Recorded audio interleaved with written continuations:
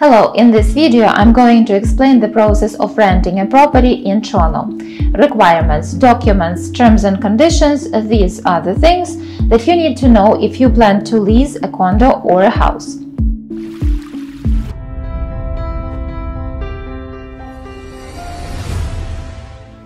Hello, my name is Elena. I'm a real estate broker here in Toronto. My team and I help our clients to relocate to Toronto or simply to choose a great neighborhood in the city. Renting a property is my today's topic. In Toronto, we have a very strong system in place which regulates a relationship between tenants and landlords. Sometimes it's very limiting, sometimes it may even look unfair, but if you choose renting over owning, then this video will be a good starting point for your further steps. But before we begin, please subscribe to my YouTube channel and hit that bell button to be notified every time I post a new video about living in Toronto as well as its real estate. Please comment down below so I know what questions you have and what topics to cover in my next videos. Let's begin. Many of my relocating clients prefer to buy right away without waiting another year. They are either quite familiar with Toronto, or they trust my professional judgments, or their relatives or friends who live here. They also understand the value of time. In Toronto, we observe substantial year-to-year price increase in real estate. However, I completely understand people who want to test drive the city first and then to commit and buy a place. Let's review the list of mandatory documents to submit with your offer. First, a rental application. This document is a standard form which needs to be filled out by a main applicant and other adults who will reside in a property. A rental application will require your full name, your current and previous addresses, the information about your current and previous employers, two personal acquaintances who know you and who can recommend you, information about your vehicle and your other financial obligations if applicable. Second, a letter of employment. This document can be obtained from your work and it should contain the term of your employment and annual salary. Third, you pay stubs for the last 6-12 months. Fourth, a reference letter from your current or previous landlord if applicable. Fifth, credit score. This you can obtain only if you use Canadian credit cards and you have some records to show your financial behavior and discipline. This document can be obtained from either of two platforms, Equifax or TransUnion. You can find the links to these websites below this video. 6, a copy of your ID, and 7th, if you are not a Canadian resident, then you have to present your visa, either it's a student visa or a working permit. Now I would like to point out that bylaws and terms of Residential Tenancy Act is very restrictive towards landlords and more loyal to tenants. That's why any homeowner will be very cautious while reviewing applications from potential tenants. They want to make sure that they acquire a person sustainable to pay rent and also who will care about their property. Before submitting your offer along with the other documents, please make sure that your application and the entire paperwork looks outstanding and logic. You may find these requirements excessive, then think of this. In Ontario, a non-payment is not a valid reason for tenant eviction. Complaints are not the reason for evicting.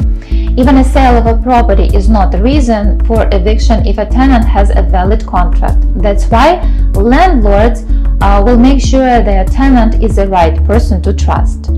So what if you don't have some of these papers? It is quite understandable that if you are relocating from another country, you might have only some of those papers or even none of them. In this case, potential tenant will be asked to pay the rent amount for 6 or 12 months in advance. If you are providing 6 months payment in advance, you will have to show your bank statement that indicates you have enough money to cover the entire rental period. If you are a student here, then there is another way. You must present your guarantor who will take all the financial responsibilities and will provide the proof of financial capability to pay the rent. This person must be a Canadian resident and own accounts in at least one of the Canadian banks. Now let's see what the process is like step by step. First of all, choose a realtor. Some realtors don't work with rentals at all. My team and I help our clients to get a rental property. However, we represent tenants who follow our advice, respect bylaws, and have all the supporting documents in place. Please feel free to reach out. When you choose a realtor, the next step is to review the available properties which match your criteria. If you are in town, your realtor will schedule showings for you. If you are away, you may be offered a virtual detailed walkthrough the property that you liked. After you select your preferred option, your realtor will draft an offer using a standard form from Toronto Real Estate Board. This offer will contain your legal full name, the landlord's full legal name, the address of the property, the amount you offer per month, the amount of the deposit, its structure, possession day, amount of the key deposit, and some standard statements which ensure the rights and obligation of the parties to this agreement. Before you sign, your realtor will walk you through this paperwork, and once you sign, it will be sent to the landlord's representatives. The copies of your supporting documents will be attached as well. I always write a few sentences about my clients to make a nice introduction for better consideration. The landlords can accept, reject, or counter your offer. They are responsible to define the next steps. Once the offer is accepted, you will have 24 hours to deliver your deposit to the landlord's representatives. Then you can plan your move-in day. I am often asked what the shortest time from the moment the parties accepted the offer to the moment the tenant moved in the property. My shortest deal was 36 hours. I think you can get your agreement within a day if all the parties are willing to cooperate and there are no delays. It is very common that a move-in day is scheduled within 15 to 30 days after the offer is accepted.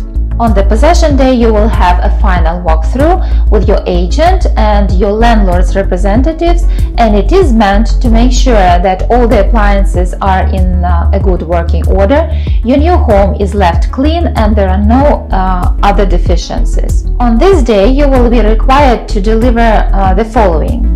First of all, the key deposit. It is often the amount of money kept by your landlord during the lease term and returned to you without any deduction if you return all the keys that you were given. Second, post-dated checks for the remaining period. Your landlord would be withdrawing a payment each month as agreed in the contract. Third, you will have to sign some papers. The first form is a residential tenancy agreement.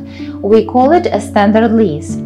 The next form is the key exchange form. The standard lease agreement is a mandatory form required by the government. It doesn't change any previously agreed terms, but rather confirms them. And the key form, this is the paper that you must sign to confirm that you have received the keys and you have delivered the deposit. Basically, this is it. I would like to add only a few things. Besides your monthly rent, you will be responsible for the utilities. Gas, water, electricity are the most common ones. Then you will have to arrange your own contract with an internet provider. And you will need to arrange the tenant's insurance. For the tenant's insurance, you can Google different companies, get their quotes, and choose the best one. Now let me make some remarks beyond the information I have just provided. The first thing to mention is that renting is a great opportunity to test drive not only a neighborhood, but also a property similar to the property you will buy in the future. If you have kids, then make sure your rental place is located within the boundaries of the school that you are targeting. Next, if you are renting a condo, you must understand the difference between a rental building and renting an apartment in a building where owners live. I always advise to choose a building occupied by owners over a rental building owned by a company and rented out to tenants. Also, keep in mind that most rental buildings do not offer vacant condos on the Realtors platform.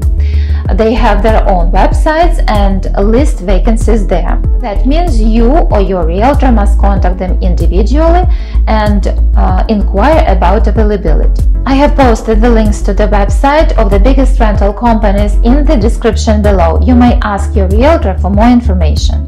And one last advice: initiate and maintain the best possible relationship with your landlord.